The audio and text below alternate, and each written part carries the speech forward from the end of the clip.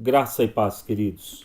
Estamos novamente reunidos na presença do nosso Senhor e Deus para juntos refletirmos no ensino santo de Sua palavra. E nesta oportunidade daremos continuidade à nossa série de exposições no capítulo 15 da primeira epístola do apóstolo Paulo aos Coríntios, onde leremos dos versos 29 a 34. De outra maneira, que farão os que se batizam por causa dos mortos? Se absolutamente os mortos não ressuscitam, por que se batizam por causa deles? E por que também nós nos expomos a perigos a toda hora? Dia após dia morro. Eu protesto, irmãos, pela glória que tenho em vós outros, em Cristo Jesus, nosso Senhor. Se como homem lutei em Éfeso com feras, que me aproveita isso?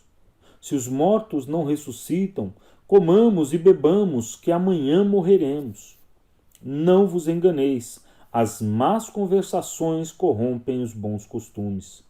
Tornai-vos à sobriedade, como é justo, e não pequeis, porque alguns ainda não têm conhecimento de Deus.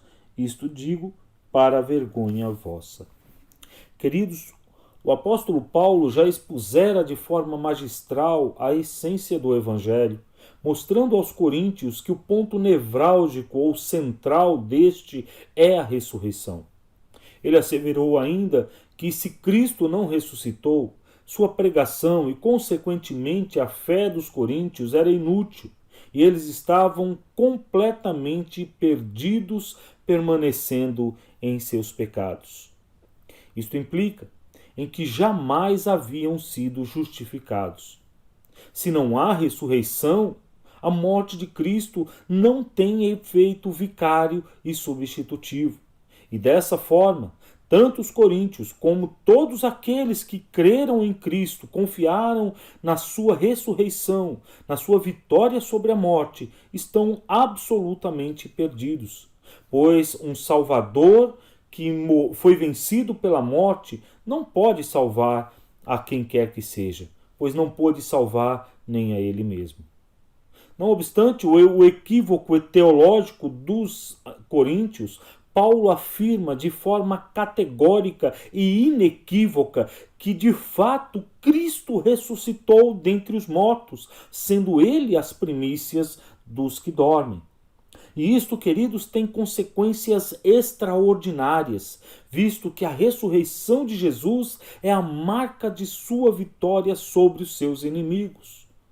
E a vitória final de Cristo culminará na entrega do reino ao Deus e Pai, a quem o próprio Filho, o Cristo redivivo, há de sujeitar-se.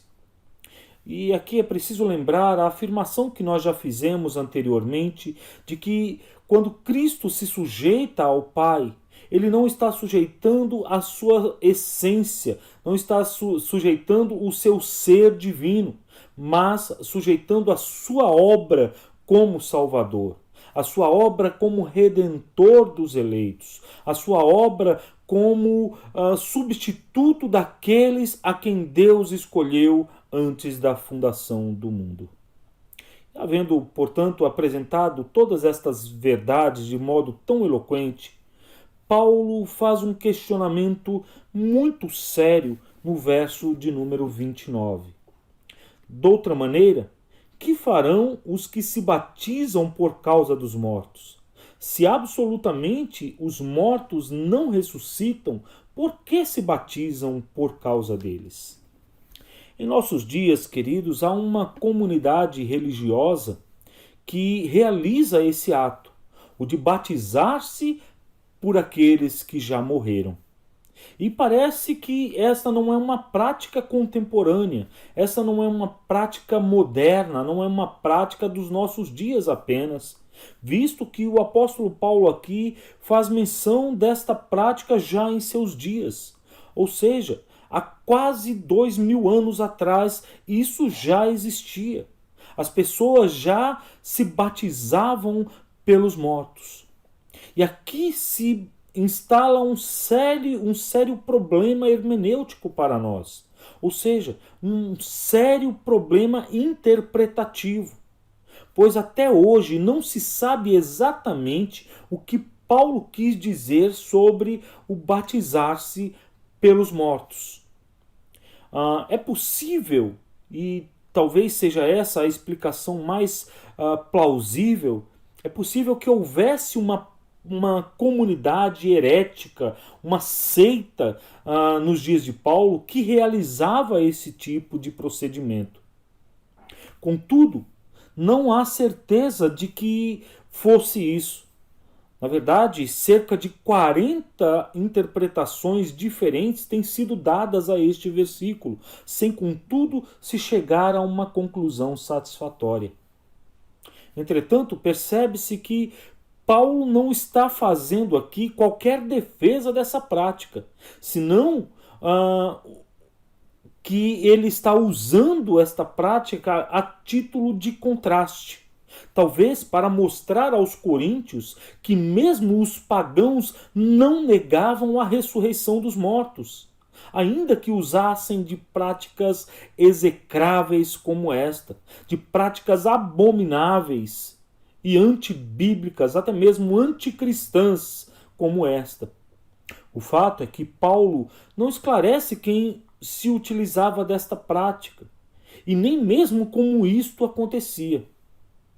Contudo, ele não faz qualquer defesa a ela. Ele a usa apenas para confrontar a insensatez dos crentes da igreja de Corinto. De forma, queridos, que é preciso humildemente reconhecermos que há questões para as quais nós não temos respostas. E onde a Bíblia se cala, devemos nos calar também. Pois, como disse Moisés ao povo de Israel, as coisas encobertas pertencem ao Senhor nosso Deus, porém as reveladas nos pertencem a nós e a nossos filhos para sempre, para que cumpramos todas as palavras desta lei. Não obstante toda essa dificuldade interpretativa, o cerne da indagação paulina é claro. Como podem os coríntios negar a ressurreição dos mortos, se até mesmo entre os pagãos existem pessoas que creem ser isto possível?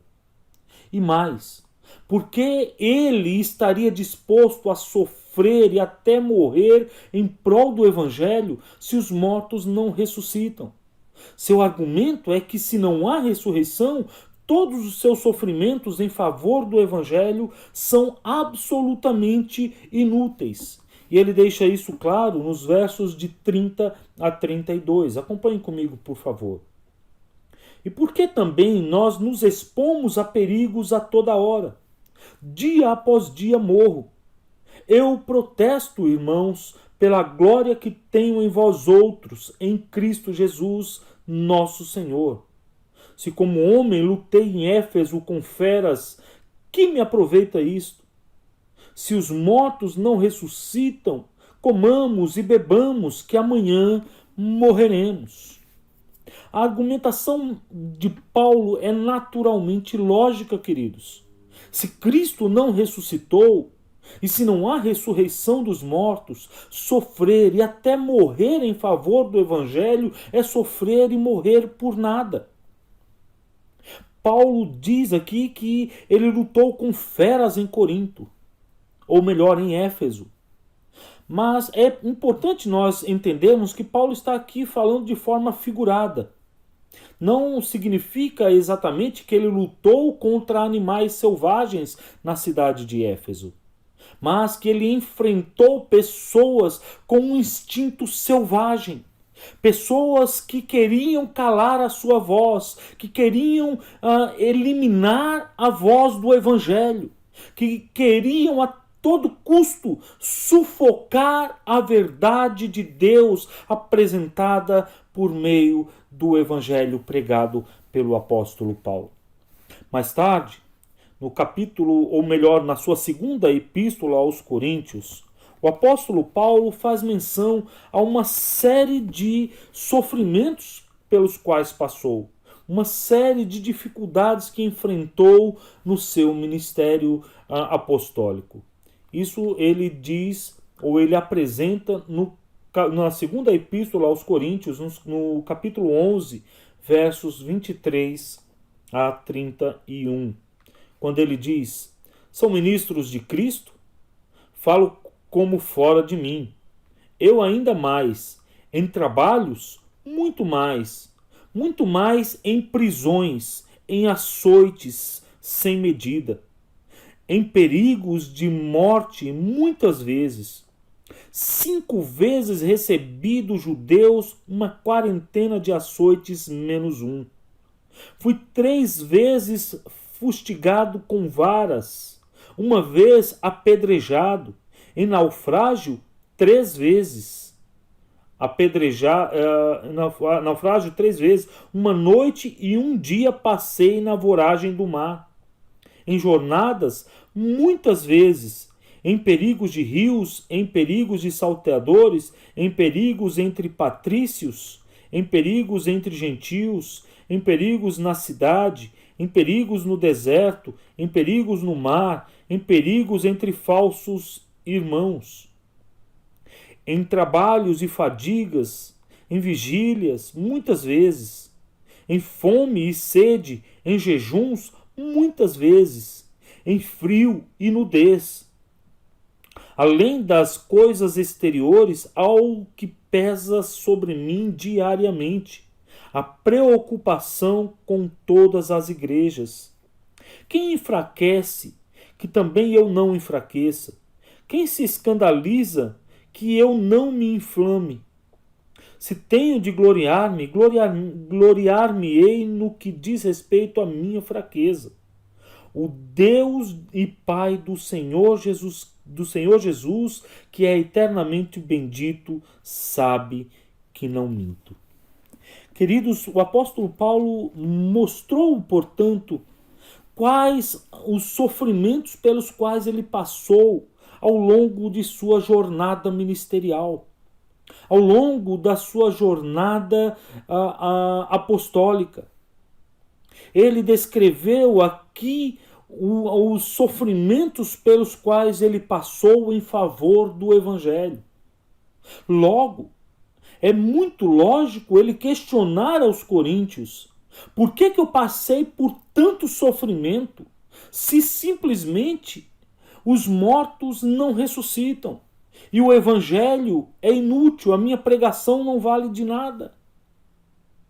É muito lógico o apóstolo Paulo questionar todas essas coisas neste momento. De forma que o que o apóstolo Paulo procura mostrar é que, se não há ressurreição, todo o seu sofrimento em favor do Evangelho perde o seu sentido. É nulo de todo valor. E assim, o existencialismo hedonista está absolutamente certo, pois se não há ressurreição, a ética e a moral perdem os freios, e o único sentido da vida é o prazer nela obtido. Destaque, ele faz uma citação literal de Isaías 22:13, ao declarar no verso 32: se os mortos não ressuscitam, comamos e bebamos, que amanhã morreremos. Obviamente, Paulo não estava fazendo aqui uma defesa do hedonismo, uma defesa da busca do prazer pelo prazer, senão uma severa crítica àqueles que negavam a ressurreição. E isto fica claro nos versos 33 e 34. Veja comigo, por favor. Não vos enganeis, as más conversações corrompem os bons costumes. Tornai-vos à sobriedade, como é justo, e não pequeis, porque alguns ainda não têm conhecimento de Deus. Isto digo para a vergonha vossa. Paulo aqui, queridos, está fazendo uma adaptação da obra grega Thais, do poeta grego Menander, na qual ele diz: a má companhia corrompe os bons costumes. O objetivo de Paulo, ao citar esta peça grega, é deixar clara a sua linha de pensamento, pois, de fato, As más companhias e, por consequência, as más conversações estavam levando os coríntios a descrerem na doutrina da ressurreição e, em função disto, na essência do Evangelho. E talvez você esteja pensando, mas a Bíblia não é inspirada? Por que então o apóstolo Paulo está fazendo uma citação de uma obra secular, de uma peça teatral de um poeta grego? A grande questão, queridos, é que quando Deus inspirou os escritores bíblicos, quando Deus inspirou aqueles que registraram a sua vontade, ele não anulou a sua personalidade. Deus não anulou os seus conhecimentos. E Deus não os usou como robôs. Também Deus não ditou palavra por palavra aos seus ouvidos. Ele usou as suas capacidades pessoais, ele usou as suas habilidades pessoais para registrar a vontade dele, de forma que nem foi registrado nada a mais e nada a menos do que o próprio Deus queria. Ele estava no absoluto controle de tudo que era registrado pelos apóstolos. Deus estava no absoluto controle de tudo que foi registrado na Escritura Sagrada por todos os escritores da Sagrada Escritura. De forma, queridos, que Paulo pode aqui com segurança citar a obra deste poeta grego sem correr o risco de estar em oposição à vontade de Deus, pois em última análise foi o próprio Deus quem conduziu o apóstolo Paulo para realizar esse registro. E Paulo, então, usando esta peça grega, confronta os pensamentos dos coríntios, dizendo que as más conversações corrompem os bons costumes. Nesse sentido, como diz David Pryor, um pensamento errado acerca da ressurreição ou qualquer outro artigo fundamental da fé leva inevitavelmente a um comportamento errado. O ponto aqui é que se os coríntios eram influenciados por más conversações, logo o desenvolvimento da sua vivência cristã estava igualmente comprometido.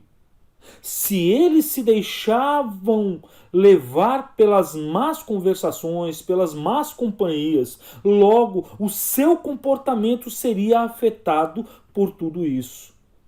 Não vos enganeis, as más conversações corrompem os bons costumes, diz o apóstolo Paulo. Para ele, as más conversações estavam levando os coríntios a um estado de verdadeira insanidade. Note que no verso 34, eles são chamados de volta à sobriedade. O apóstolo Paulo diz: tornai-vos à sobriedade como é justo, e não pequeis, porque alguns ainda não têm conhecimento de Deus. Isto digo para vergonha vossa. O termo grego usado por Paulo aqui tem o sentido de recobrar a consciência após a embriaguez. Quando Paulo diz tornai-vos à sobriedade, obviamente ele não está acusando os coríntios de serem ébrios, de serem bêbados. Mas o fato de negarem a ressurreição era o mesmo que estarem fora de si. É como se estivessem tomados pelo efeito do álcool, estando completamente embriagados. E este estado de espírito dos coríntios era absolutamente reprovável. Mas o que dizer então da expressão não pequeis usada por Paulo neste verso? Se os coríntios não estavam bêbados, se eles não estavam tomados pelo álcool, por que então o apóstolo Paulo está dizendo não pequeis? Está dizendo que eles não devem pecar. A questão é que negar a ressurreição é o mesmo que negar o evangelho, pois tal negação não procede da fé. E como diz Romanos 14, 23, tudo que não provém de fé é pecado. Portanto, quando Paulo diz não pequeis, é como se estivesse dizendo: creiam na doutrina da ressurreição, pois de outra sorte vocês estão em pecado. Vocês estão em oposição a Deus. Por isso, ele precisa exortá-los de forma incisiva: parem de pecar. Creiam na doutrina da ressurreição. Usem a fé que lhes foi dada, pois de outra sorte vocês estão pecando, vocês estão em oposição a Deus, vocês não poderão agradar ao Senhor. Não pequeis, diz o apóstolo aos Coríntios. Se por um lado, queridos, a negação da ressurreição é como estar fora de si e agir sem fé, agir sem fé, por outro, demonstra que aqueles que o faziam eram absolutamente ignorantes, não tendo o verdadeiro conhecimento de Deus. Paulo parece atingir aqui o calcanhar de Aquiles dos coríntios, ou seja, ele vai direto ao seu ponto fraco.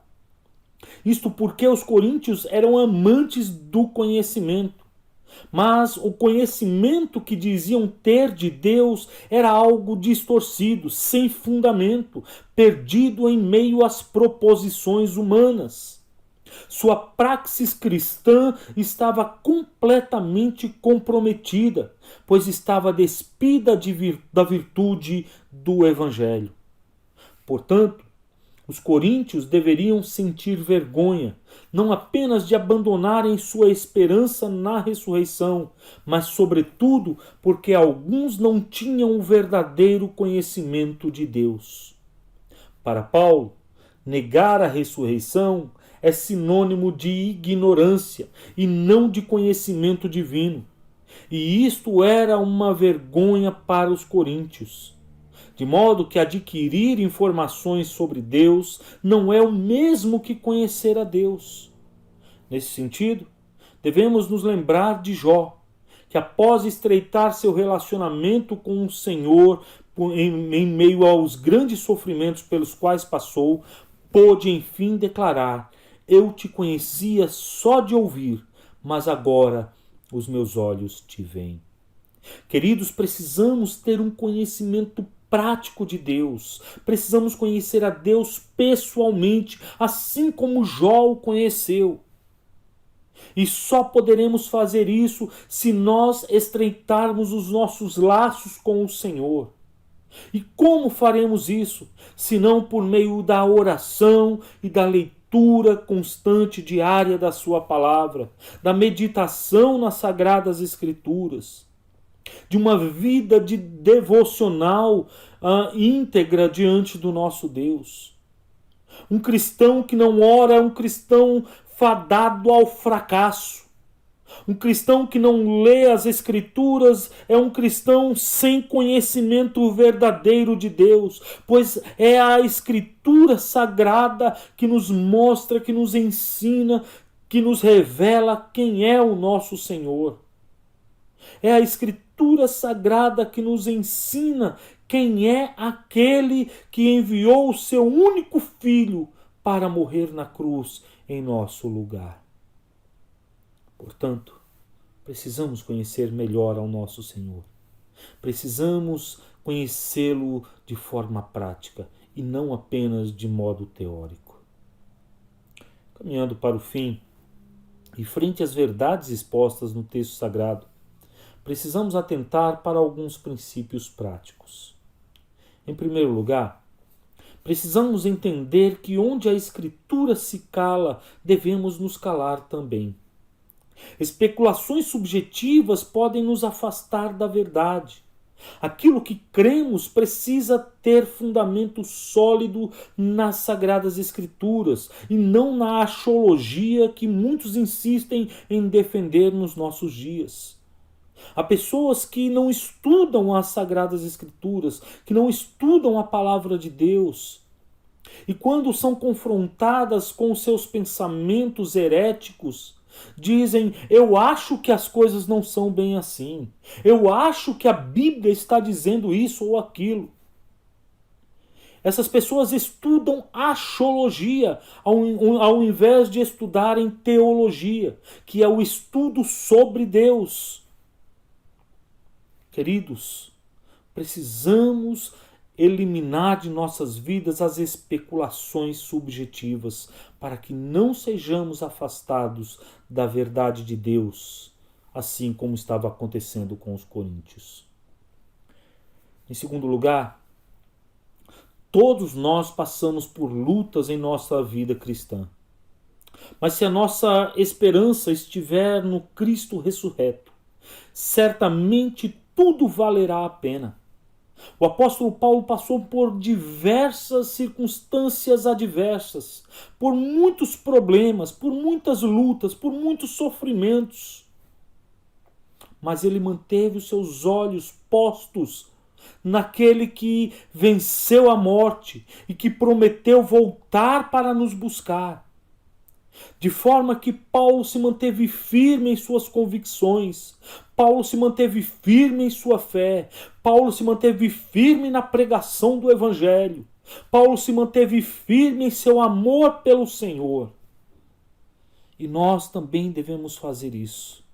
Devemos ter os nossos olhos fixos na pessoa bendita de Cristo Jesus.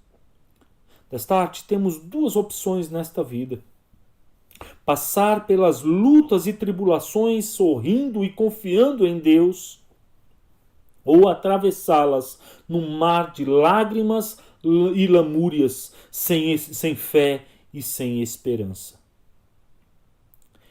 Em terceiro lugar, não podemos viver num ostracismo social, nos isolando do mundo, acreditando que assim estaremos livres de sua corrupção.